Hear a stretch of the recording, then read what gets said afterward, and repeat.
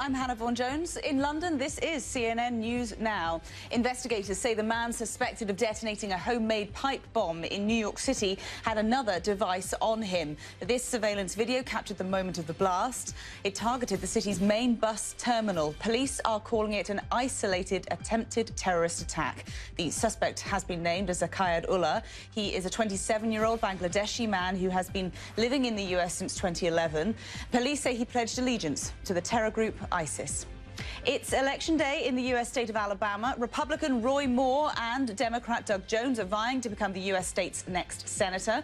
President Donald Trump has thrown his support behind Moore, who is facing sexual misconduct allegations. Mr. Trump himself is facing similar accusations.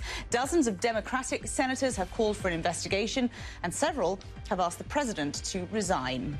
World leaders are meeting for the second anniversary of the historic Paris Climate Accord. The summit, dubbed One World, is focusing on the financing of climate towards a greener global economy. President Donald Trump, of course, pulled the US out of the landmark deal in June, calling it against American interests. And just this programming note for you, join our Max Foster for a special edition of CNN Talk live from Paris, and you can share your thoughts on what more needs to be done when it comes to tackling climate change. Log on to cnn.com/international to take part in the conversation.